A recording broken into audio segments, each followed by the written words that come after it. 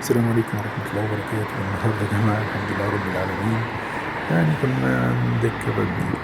الكبابجي مشهور جدا في التجمع، وطبعا يا جماعة أصل الكبابجي بسم الله ما شاء الله في التجمع 90 الشمالي. ودي صورة انت داخل المدخل. طبعا في حاجة ولا حاجة، كل الناس من المشاهير اللي كانت عنده. وطبعا يا جماعة الناس كلها بتتفرج وتتصور مع كل الصور دي. معظم المشاهير كانوا عن الأكل لذيذ، الأكل ممتع. الأسعار يعني زي أي كبابجي محترم، غالي شوية بس جميل جدا بصراحة، وطعمه حلو قوي. النهاردة كان تجربتنا، وأنا أكلت بصراحة أتصور الأكل ولكن ما علينا. طبعا يا جماعة ما شاء الله الحاجة لذيذة. وتقييمنا جبنا طرب وجبنا حمام وجبنا هنيفة. وطبعا هم عندهم تقاليد حلوة أوي بصراحة أوريهولكوا. طبعا محمد فؤاد بقى والناس والكلام ده. الأكل بصراحة كان روعة. أدي الأكل كله 10/10. ما عدا النيفة. ما كانتش يعني ممكن نديها 6/10 أو 7/10. تمام. مجربناش الملوخية بصراحة يعني والكلام ده. ولا الموز ولا الفتات والكلام ده.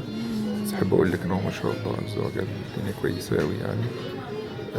طبعا بيحط لك في الأول أطباق مغلفة والحاجات مغلفة. تمام. وبيبقى عندهم تقليد.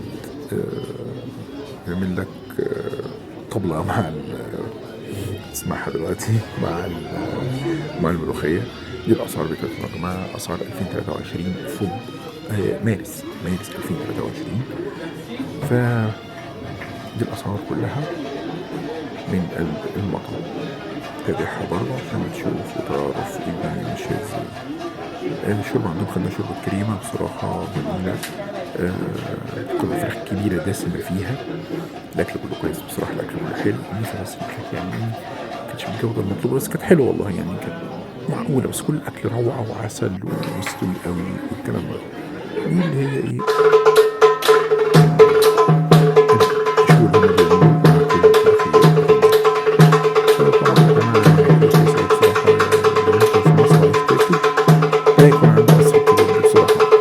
طبعا محتاجين حاجة عشان نروح بصراحة ولكن التقييم طبعا دوشنا شوية فنترككم بقى مع الزنجر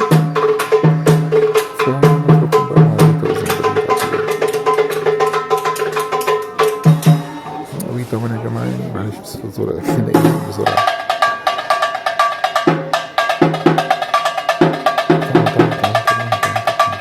والسلام عليكم ورحمة الله وبركاته.